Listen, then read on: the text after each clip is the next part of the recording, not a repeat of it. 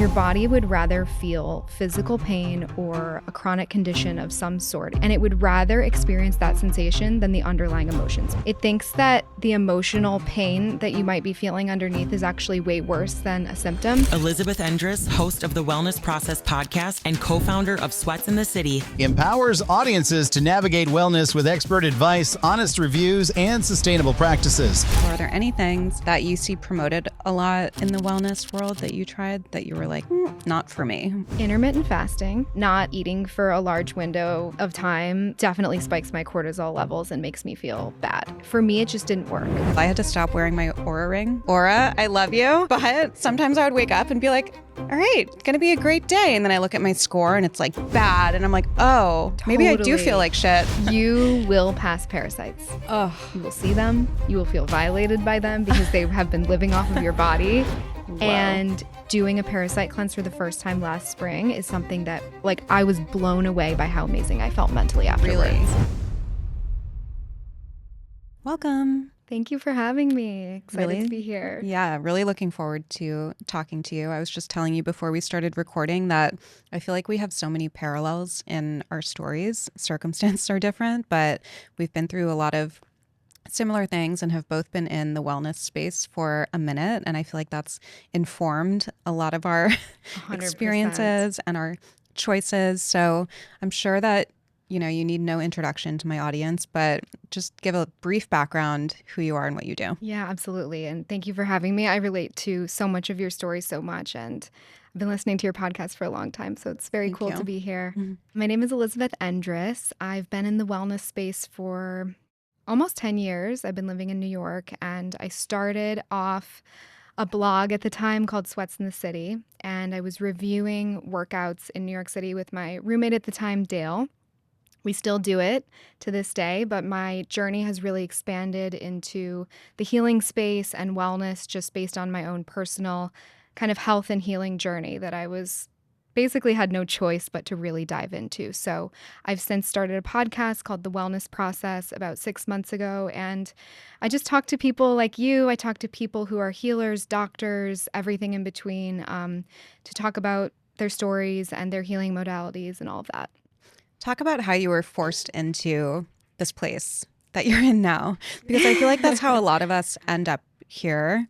You had a lot of experiences leading up to where you are now, and I've heard you talk about as far back as being like a young kid and being hypersensitive and hyper self-aware. And I'm like, oh yeah, I had that too, but my solution was drugs and alcohol. So I'm always interested to hear how people navigate that, where they don't fall into that kind of lifestyle. Yeah, I mean, I don't even know where to begin. It really goes back pretty far. And I've come a long way with learning that growing up as a very sensitive, delicate, difficult child. And I'm sure a lot of people can relate to that labeling and kind of how it shaped me. And I felt really deeply always. And I now view it as such a superpower. And I think it's really informed the work that I do and the way that I'm able to connect with people. But for a long time, it was a detriment. And because I felt so deeply always, I didn't always know what to do with it. And I think that over time, that sort of built up. And I really believe we have this reservoir of what we're able to handle, whether it's traumas, big T or little t. It doesn't have to be anything major. Or, just different experiences that we've gone through, different sicknesses, different chronic things. It all adds up. And I think that at a certain point, well, actually probably earlier than I even realized, mine was sort of overflowing. And I started having chronic symptoms. I mean, as early as childhood, I had a lot of stomach issues. I've had skin issues. I had a heart issue in college that ended up, I had to get a pacemaker. So I've had a lot of like weird stuff. It turned into diverticulitis, it turned into pelvic pain, and at a certain point, it really pushed me to go outside of the typical routes that people might go to solve these kind of things. Of course, I believe in medicine, and doctors are amazing, and they've saved my life at certain points, but I discovered the emotional root cause of a lot of my symptoms, and it's completely changed my life and really made me adapt kind of my career path as well. What do you attribute that accumulation of things to? I mean, now that you've been doing the emotional piece of the work, like, Did you feel like you had some traumas? Do you feel like it was just this hypersensitivity? Because I feel like I've also like gone through life feeling like a lemon because it's always something, always, to the point where people are like, maybe there's nothing wrong with you and it's just in your head, like that kind of thing. And psychosomatic symptoms are real. I'm sure that you've had all of these things said to you as well. And I'm like, no, these are like very real things. And I look back on my own experience. I don't have any traumas. I don't have any of the adverse childhood events, like maybe, some antibiotic use when I was younger, like these kind of things. But I think when we're in the wellness world, we try so hard to find like a causation, like find something concrete and then make correlations within that. So have you been able to find anything where you're like, oh yeah, this is what it was? Or was it just like life being lifey? As with the chronic symptoms, I was always hoping to be able to pinpoint like, oh, it's this infection or it's this big thing. And similarly with my childhood and the way that I grew up, I think that I was very lucky to not have any big T traumas. I was just a sensitive person trying to navigate in a small town, and I really felt like I belonged somewhere more challenging, more exciting, more invigorating. And there was nothing major. I did do the Hoffman process this spring, and stuff came up, and there were definitely things that I missed, and there were things that maybe didn't go perfectly, but I certainly can't complain about my childhood. And I really think for me, a big part is like my innate personality and, the way that I feel things. And I definitely feel things in a way more intense way than other people. So something very small could have happened and it just impacted me differently. And I relate so much to what you're saying about there always being something, because there is for me, and it's impacted my relationships, friendships. My family definitely views me as like they're a little on eggshells because they don't know if it's going to be a parasite or an infection or Lyme or, people kind of start to take you less seriously. But I've really enjoyed connecting with people that get it. Like I always say, people who get it, like they really get it. And you tend to be one of those people, I feel like. And it doesn't necessarily have to be something big. Now, if there has been something big, that can really inform, I believe, the way that your body holds on to these chronic conditions. And it's become really apparent to me that your body would rather feel physical pain or a chronic condition of some sort. It literally can create them, and it would rather experience that sensation than the underlying emotions because they can be really painful even if there was nothing major that went on. Interesting. I want to dive into that a little bit more. So what you're saying is rather than feel sadness, for example, your body would rather have some sort of, I know that you had like chronic pelvic pain, right? Yes. Is that an example of that? Yes, perfect example. And pelvic pain for anyone listening that has it, and it's extremely common, just no one's talking about it because it's uncomfortable and has some level of shame attached to it and all of that. But it's a great example of the body manifesting a symptom, which it can literally do. I've literally received test results for like a UTI test, and that day had a major pelvic flare just because of seeing the result. It's so crazy, and it's so opened my mind up to what the mind is actually capable of. But essentially, the body would rather create these symptoms because it thinks it's protecting you. It thinks that the emotional pain that you might be feeling underneath is actually way worse than a symptom. And by the way, it also keeps you really busy. And I was really busy for 10 years. I was running from doctor to doctor. I was on Reddit. I was in Facebook support groups. I mean, it was hell, but like you also kind of have to go to those places when you're so desperately seeking an answer. And I wouldn't have changed anything about my process other than like, I wish I knew all along that there actually was a solve, because there were moments where I thought that there wasn't. But it keeps you really busy. And I think so many, especially women, stay really busy with this whack-a-mole game. Whack-a-mole. That's exactly what it is. Yeah. It's like you take care of one thing, another thing pops up. Yes. And I definitely have the experience of like being on Reddit, which is not a good place to be. Bad place all around. Yeah, bad place all around. Reddit, we don't like you. But I mean, sometimes when you're not getting answers from anybody else, like there is this fine line of being your own advocate and I hate this term, but like doing your own research. Yeah, of course. When you're not getting answers from anybody and you know something is wrong. And then also like the other end of that spectrum where it's like, I know you've talked about this. If you're looking for something, you're going to find something. So how do you navigate that and keep that balance where it's like, no, I know something is off and I want to get to the bottom of it. And I'm also not trying to like uncover all of these things that don't necessarily lend themselves to like this whole puzzle? Oof, that's an intense question, and I think it's something that so many people deal with without even realizing it. I think that you're right. If you go looking, you will find something. Now, for me, when I had pelvic pain, I, just to give an example, was convinced that I had this thing called an embedded UTI, where like an infection lives within your bladder, and that's why you have these like chronic spells of pain. And so I went looking and I did all of the urinalysis. I did like mRNA tests on my bladder, like all these complicated, very expensive tests. And every time there would be something because, of course, like there's going to be some level of bacteria in your urine. It's just what's there. Another example of it is that, I went down the naturopathic healing side of things and I discovered that I had Lyme disease. I discovered that I had high levels of mold. I had, high levels of heavy metals. Toxoplasmosis. I had that Yes, too. girl, I saw. Interesting we need to one. talk about that. Still not really sure about the toxo, but it was there and like I treated it. I don't know. I haven't retested because again, I'm kind of like now in this space of like avoiding the testing. And I don't mean to say like no one should test for anything. That's certainly not the message, but it's a delicate balance between having to be your own advocate, doing a ton of research because it's literally all you can do when doctors aren't necessarily solving it for you, and then also not allowing those findings because they will be there to entirely shape you in your experience, and being able to take it as data and take it with a grain of salt, which has taken me a very long time to get to. And I'll still get blood results back. I had blood tests done last week just like as an annual, and I had really high levels of B12. And the obsessive part of my brain wants to like go down the like, is something terribly wrong with my liver path of like, it's alarming to see when things are off, but we also have to know that like the body isn't perfect and things will come up and findings will occur. Yeah, I think it's hard because we live in this time of optimization and like data-driven health, and we have all of these new tools at our hands, whether it's like blood work, frequently, people doing it 4 times a year, even more, wearable trackers and devices totally. that are like telling us how we feel. I had to stop wearing my Aura ring. Mine's not on Aura, right now I either. love you. But sometimes I would wake up and be like, all right, it's going to be a great day. And then I look at my score and it's like bad. And I'm like, oh, maybe I do Totally. feel like shit.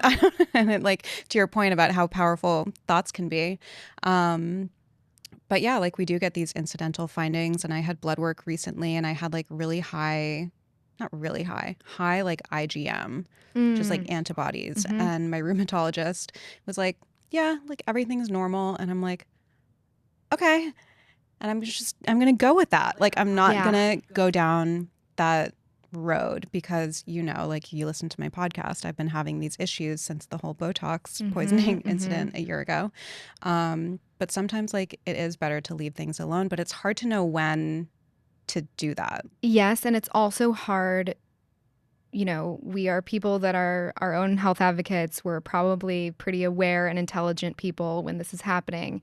And if you see something that's off, our brains have been taught that that's a problem that should be flagged. And I think that back pain is a really good example of this. And I should also give credit. This work that I'm talking about is this woman, Nicole Sachs, and she started a program called The Cure for Chronic Pain. And her story started with back pain. And she had literal physical findings in scans that showed that her back had issues. And I think that a lot of people see that with back pain. It's a very common place that we hold chronic emotional baggage, and especially in men. I feel like all men have back pain, and a lot of it is emotional, and a lot of them will go get a scan and they'll see that like there's a bulging disc and then they'll attach themselves to that. There are so many people walking around with bulging discs that have no idea because they don't have chronic pain. So it's not always an indicator of the source of your pain. Yeah, my ex used to get back pain a lot, and he had this book called Healing Back Pain. I can't remember who Dr. it's John by. Sarno. Yeah. Life-changing. And he wanted to like give it to all his friends because he's like, they all have back pain and they go down like the surgery route. I mean, they're a little bit older, but he's like, this, for him, it was like, it's emotional pain. And when you work through the emotional pain, like the back pain is eradicated. It's very interesting. Yeah, so Dr. John Sarno actually trained Nicole Sachs. Okay, so wow. very related and amazing that your ex did that because it's hard to, for some reason, push men into reading that kind of literature and then, doing the work. I want to talk about the toxoplasmosis, not to scare people and not to like go too deep into this, but I've never met anybody else Same. who had This is niche. Yeah, very niche.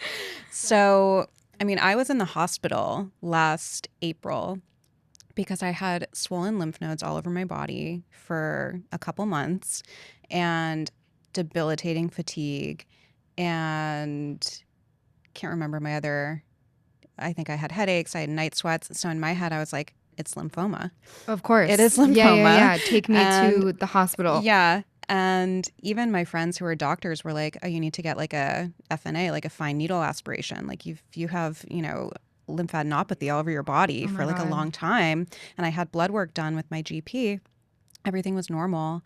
And she was like, to her credit, she's like, I don't know, I think it's like a virus, it'll pass. And I was like, You're like, okay. sis? Yeah. I'm like, I get if it's like one lymph node. I mean, it was everywhere. And finally, like the fatigue and everything got so debilitating, I went to the ER because like nobody else would see me. And they randomly did like this whole battery of tests. They did CT and everything. And then they did blood tests and it came back as like acute toxoplasmosis. And I was like, what? I don't have a cat. I don't eat pork. These are the normal places. I mean, pregnant women are advised to stay away from cats because it can be found in the cat litter and, raw pork and things like that. But for me, I'm not exposed to either of those things. And I was like, this is so weird. It was so weird. And then, of course, if people don't know about toxoplasmosis, it can be devastating for people who are severely immunocompromised because they can't fight it. It can go into your brain. It can cause cysts. It can cause cysts, I think, in your muscles and your hearts. Like it can be very, very devastating, like I said. But for people with normal, healthy immune systems, at least this is what the infectious disease doctor said to me, you'll be fine. Like, no treatment necessary. Oh, You'll like your be body's just fine. going to fight it. Yeah. And I was like, really? You're like, but I'm in the ER. Yeah. Yeah. I didn't treat it. Okay. So that's where I so am. interesting. I have so many questions.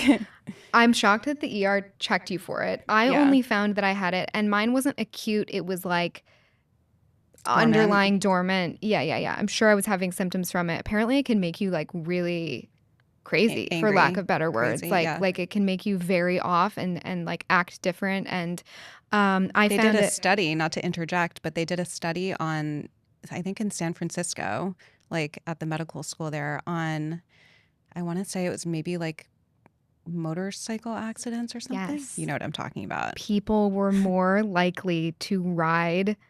The person that told me it called them crotch rockets Yeah. because you're driven towards danger when you have toxo. I don't Yeah. know. I'm probably totally saying that wrong, but I was Yeah. blown away. Yeah. You have like an What? affinity, like you have less of like an inhibitory Yes. response in your body. Yeah. So I found it because I was doing Lyme testing, and it's technically a co-infection of Lyme, or it's something that they test with those different bacterial infections. So my doctor saw it. He was like, this definitely needs treatment. I did antibiotics, and like I said, I never tested again. So I don't really know. Part of me is sort of like avoiding that. I grew up with cats, so I'm sure it probably had to do with that. But it's one of those things that's also like not really being talked about. A lot of people are probably walking around with it and don't know. But I think it's really interesting that yours was acute. So you like had been hit with it. Yeah. Yeah, it didn't make sense. And then I also came back positive for brucellosis, which is like from farm animals. And I'm like, what? I'm sorry, this mix is not adding up. Like talking about these incidental findings, looking for something, you'll find something. I was like, no. And they actually sent that out to a different lab to like, I think they sent it to Johns Hopkins or like Mayo Clinic or something to like They like needed to do double, research triple- on it. Yeah. And then I think that came back as like a false positive. I was like, thank you. I have not been around any farm animals. Wow. Did the lymph nodes get better? Yes. Yeah. So I- that was it. I did get better. I got better within a few weeks, but then when I had the Botox poisoning and that whole thing started, at first I was like, I texted my injector the next day and I was like, have you ever had someone have a bad reaction? No. Then I like go to my GP. No. Then I go to, neurologist. No. And then I called the ID infectious disease guy and I was like, I feel really not right. Equilibrium, debilitating panic, like overnight. And I was Wow. like, the toxo went to my brain. Like Of course. you have these things in your head, and especially, being immersed in the wellness world, it's almost like we're armed with just enough information to jump to the worst conclusion. I have somebody in my life who was like, you need to like get off Google, like, because you know enough to make the worst decision or Yes. make the worst conclusion, but not enough. To And like be really informed in that conclusion. Yeah. yeah. And, she was like, you're not an expert. And I'm like, agreed. But again, back to what we were saying about like being your own advocate, because unfortunately, like we have to be. And I know a lot of women listening, I'm sure, have the experience of going to a doctor, and I'm pro Western medicine too. But this is a common experience. You go to the doctor with real symptoms and you're brushed off. So you do have to kind of gather information and try to put the puzzle pieces together. But then there's also a point where like, then it's kind of to your detriment. Like it's such a tricky place to be. It's a very delicate balance to find. And to be honest, I still haven't fully struck it because, to your point, you have to dig, you have to look. I mean, I wouldn't have found Nicole Sack's work if I hadn't been in the Reddit and Facebook rabbit holes. But they also contributed to months, if not years, of additional pain because I was in support groups of people that were equally as triggered and didn't know it was emotional. And we're all talking about it. And like literally just talking about bladder pain could probably make both of us feel like we have a UTI. So it can be super triggering. But again, like if you were to Google toxoplasmosis, like nothing of use would probably even really come up. You'd have to really dig and dive. And actually one of the parasite cleanses that I did, I don't know if you're familiar with Kim Rogers. She's like the worm queen on TikTok. She talks about Rogers toxo. Hood? Yes. Yeah. She talks about toxo, and it's something that she believes her herbal parasite cleanse, which I'm going to do in a couple of weeks again, helps to rid from your body. So I don't know. I want to hear about this parasite cleanse because I see them on my TikTok feed. Is it really how people make it look? Yes. Without getting too much. Yeah. 100%. Her face is telling me yes. You will pass parasites. Oh, You will see them. You will feel violated by them because they have been living off of your body. And it's really, I think it's something that we should do at least once a year. I think a lot of cultures have that baked in. I think parasites, toxo, I think falling some level into that category can really affect our mental health. Mental health is something that I've struggled with on and off throughout my life. And doing a parasite cleanse for the first time last spring is something that like I was blown away by how amazing I felt mentally afterwards. really? Okay, you're going to have to give me the name of that cleanse. I got you. Offline. That's amazing because, again, I think it's hard to discern. We're so flooded with all of this information and who's legit and what is legit and what's going to help me. And it's hard to know. And obviously it's different for everybody, but that's a pretty powerful testimonial. Yeah, and I try now, and I wasn't always this way, but I try to really approach things like a parasite cleanse or, whatever it is that I'm doing at the time with less of this desperation that I need it to fix me. And it took me a long time to get there. I used to do these things. I would fly to another state to see a doctor, and I would have so much anxiety that like, what if this doesn't fix it? And I was putting so much weight on the success of it. And now I'm like, great, this is a great add-in. And I know I'm very lucky to be in a place where it's just an add-on and I'm not in that place of desperation. But the point in me sharing that is that it is possible to get there. And I think leaning into these cleanses or detoxes or whatever it may be as an added tool for support is really the right way to look at it versus this thing that I have to do or I won't be complete or healed. So I want to talk a little bit about some of the wellness things that maybe you tried that didn't work and the things that did work. Sounds like the parasite cleanse was successful. Yes. And this emotional kind of somatic kind of work that I do want to get into as well, that was successful. Are there any things that you see promoted a lot in the wellness world that you tried that you were like, not for me? Intermittent fasting. I never really fully leaned into it. But for me, not eating for a large window of time definitely spikes my cortisol levels and makes me feel bad. I think that that's one of those things that can work really well for some people, especially men. But hormonally, it can be bad for some. And it's this tough thing where we're told fast for this amount of time, avoid dairy, avoid gluten, and people want to feel directed. They want to feel like if I do this set thing that other people are having success with, it will work for me and I will either lose weight or I will glow or I will be happier. It's literally one of the three things. People want to look better or feel better.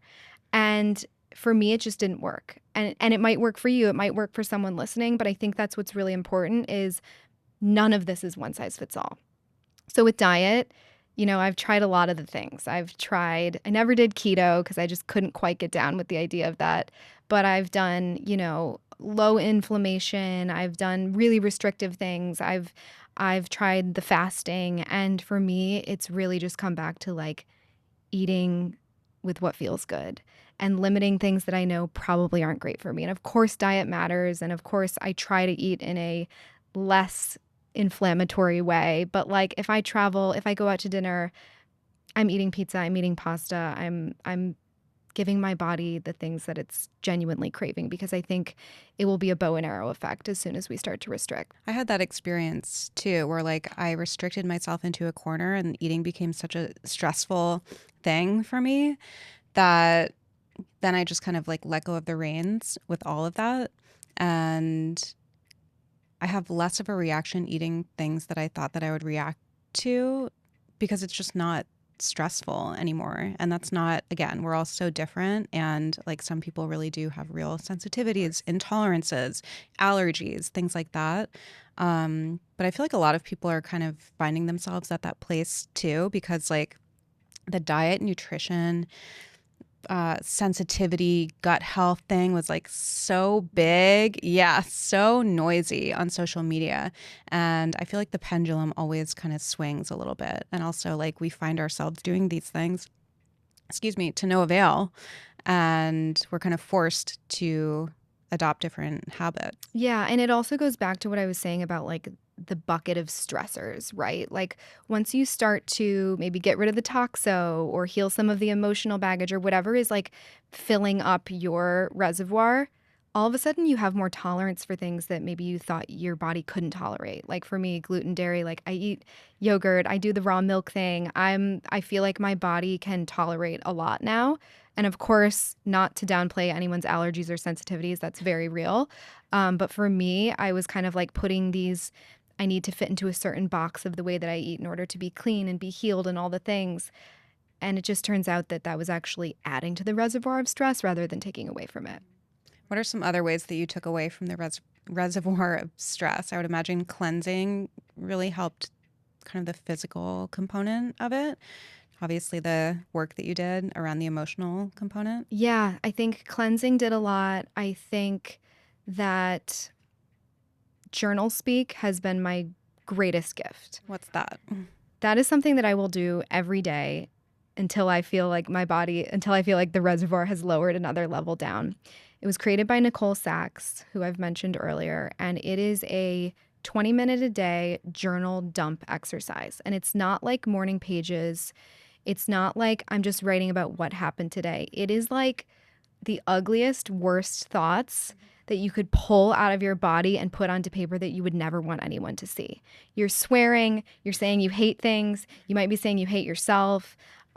You could go back and do it on old memories. You could do it in your present day. And it essentially just allows that stuff, and a lot of people don't want to look at it, to come out of your body and live on paper, and then you rip it up. So no one sees it. You're not worried about it getting into the wrong hands. And a lot of people say to me that they're afraid to do that because they don't want to like stir things up. They don't want to change their mood for the day. But what's worse, having that hit the surface and feel it for a little bit and cry it out and process it and move on and have your body start to heal and not hold on to these chronic conditions, or keeping it in there because it actually feels safer to just sit in it like you have been for, maybe the first 30 years of your life. And I can say from experience, when you are sitting in that, that's going to inform your decisions, your reactions, your actions. Like that's going to create your reality. It's going to inform your thoughts, all of that. Like it's a little bit different, but when I got sober, I had to get down to causes and conditions and look at all of that stuff that I was burying. And there's a very methodical process that I did of lots of inventories, lots of writing, lots of getting it out. Basically, they say like uncover, discover, and discard. And once all of that is cleared away, then it's like you're open to more good, I think. And it wasn't creating the same cycles in my life of like me being reactive, me behaving in certain ways, my perceptions even. Like it's very cleansing, but I want to do that. Like I'm going to start today. But you can't do it on your notes app. You have to do it by hand. You can type it. There's something totally different by hand. I think by hand matters. And I started to see the biggest change in my physical symptoms when I started writing. And by the way, you'll start to enjoy it. Because now I'm like, this is my medicine. Yeah, it sounds it's like so that cathartic. feeling when you're taking a supplement that you know is really working for you. It's the same thing. And I really believe that, like you're saying, it has other positive side effects other than just, getting rid of the physical pain. It's like my intuition has been strengthened. I also can't avoid things now. If someone in my life is toxic or something's bothering me, like I'm now having that conversation because I know how sick it can make me to not. Yeah, and something about like putting pen to paper, I'm such an advocate for it, like at least in the work that we do in recovery, because you can't really lie to yourself. And I think it's so easy to lie to ourselves in our head. We can rationalize anything. We can justify anything. We can twist the truth and stuff the truth, right? But when you are especially writing by hand, which is hard, I like barely remember No, I know. to do I it. have to like take all my I'm rings like off. a 4-year-old. It's a whole thing. But there's something about like your subconscious that's like directing that, where the truth really does come out. And it is very cathartic, but I've never done exactly in that way. So I'm definitely Yeah, I want to hear your today. thoughts. I feel like it could Yeah. really benefit. I mean, it could literally benefit everyone, but I feel like you would be a great candidate. And it's a little sticky at first. And I will also say that in Nicole's program, she talks about how there's this thing called the symptom imperative. And when you start doing this work, sometimes, most times, I thought I would be immune to it because we all do. You heal one area of chronic pain, mine was the pelvic pain, and then something else pops up. That's a great sign because it means it's moving. It's no longer just like stagnant in whatever your Achilles heel area is. But like I wasn't expecting my skin to start breaking out and like a rash on my face. And so then you have to look at it without fear and just say, okay, body, what are you trying to tell me now? And so it's really this exercise of continuing to go back to trusting in the process and knowing that you're doing the right thing. This isn't going to harm you. Yeah. And when you're going through that, when you do have like another symptom crop up, is it difficult to not then go down that road and Yes. want to find something external, like some other healing modality to deal with that and just let your body work through it? Yeah, it's tough. And especially because I work in the wellness space and like a big part of my job is trying out different modalities, reviewing them, and I genuinely enjoy that. So I'll give the example of perioral dermatitis. I don't know if you've ever dealt with that. Mm-mm. It's a real bee. I know what it is though. And for anyone listening that doesn't know, it's like a rash sort of around your nose and mouth. And I used to get it when I was in college. And, maybe it was what some of my first chronic symptoms arising during that stressful time. And as soon as my pelvic pain started to get better, that started to come back. And it had been like literally 6 years since I'd seen it. And I'm not going to lie to you. I called several doctors. I did a virtual consult. I was seeing my acupuncturist because like you just go into that like I need to start resourcing mode. As soon as I stepped back, started to relax into it, started to like look at it and be like, okay, great. We have a rash on our face today. Like what else is new? And kind of release that fear, release the obsession. It started to go down. Now there have been waves where it's cropped back up and I can feel when my stress levels are high, but I really try to look at it, and easier said than done sometimes, as the body communicating to me. Like, wow, a literal physical symptom that I can see that my body is like, here's a message, listen to me. It's actually a really beautiful thing.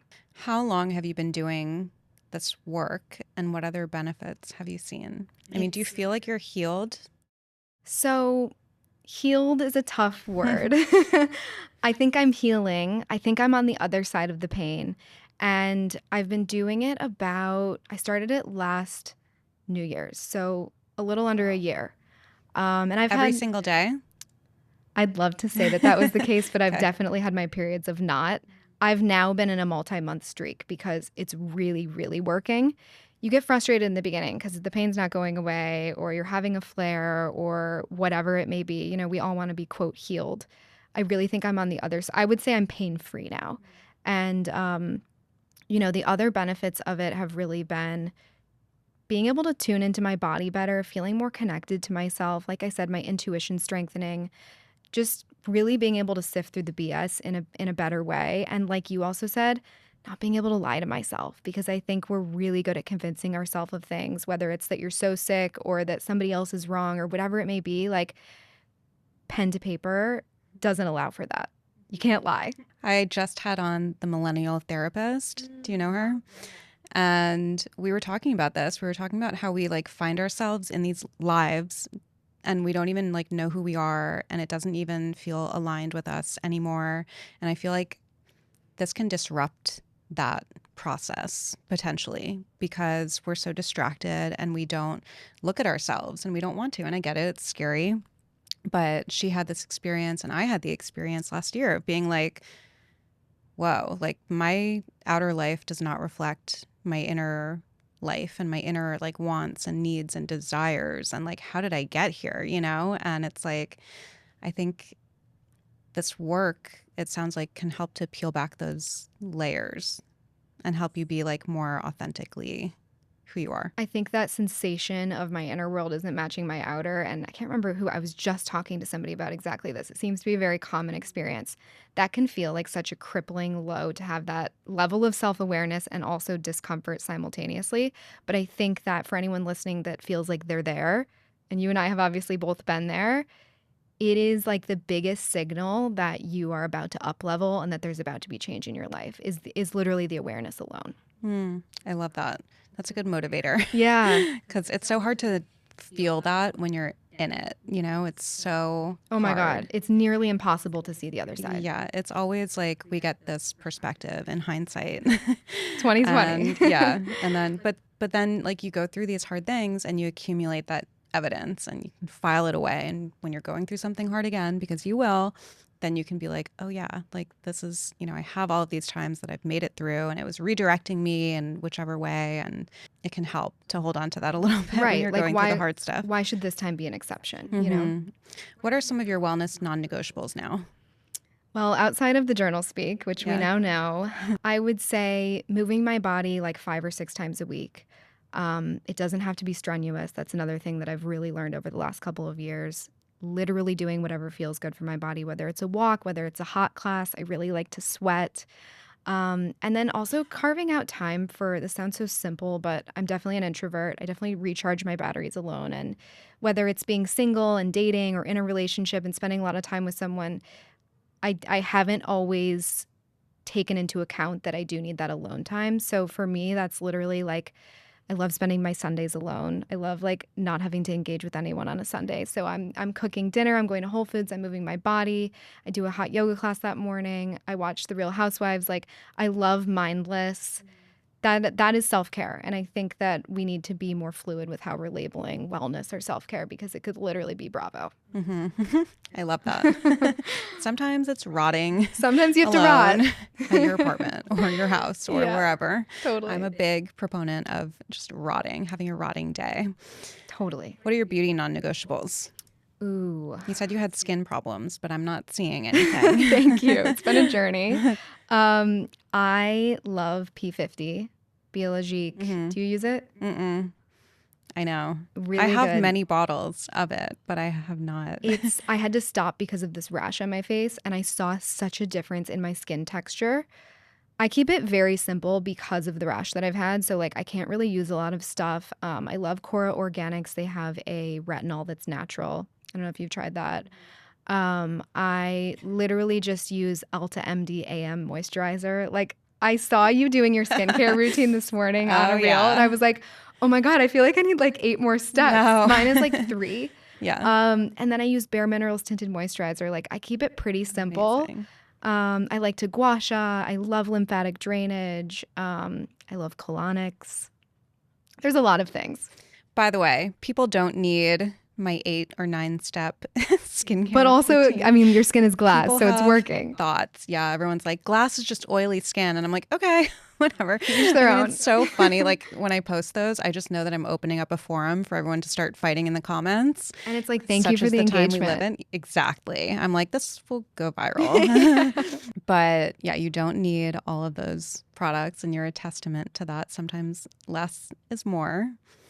What is one thing, this used to be my closing question. I haven't done it in a while, but I feel like you're a good person to ask. One thing we should stop doing and one thing we should start doing today. Ooh, I mean, we should stop mindlessly scrolling on Instagram. I got this app called, and maybe this is what we should start doing. I got this app called Focus Lock. I can't remember. I think I paid like $10 for it. And I shut off all of my fun apps. So like TikTok, Instagram when I was dating, it was like Raya, all the things that were like not good for me in excess. And it shuts them down at certain hours of the day. So like from 6 to 8 a.m., I don't have access to any of that. Whoa. And it's a game changer.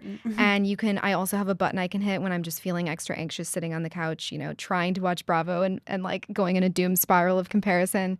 And I just hit that button and it locks everything for 2 hours. And it's like really locked. So you have to be careful with it because I accidentally locked myself out of my Delta app and I was flying. So like with caution. And you can't unlock it? No. Like you can't even delete Whoa. the app and get out. It's like, it's not like the cute little iPhone reminders that are like screen time is up. I get that and I blow through out of it. Yeah. This is like very impactful. So I think that's something that we should all start doing. Whoa. I have a solo episode coming out tomorrow. It'll be out by the time this comes out. But I was talking to my producer about this and I was like, I am in this time where I work a lot from the hours of like 6 to 8 a.m. And I'm like, nobody's answering me. We were talking about like boundaries. And I'm like, I aspire to that. I mean, she won't answer me until 9 a.m. on the dot. And I'm like, that's a great boundary. I wish and I had that in me. Yeah.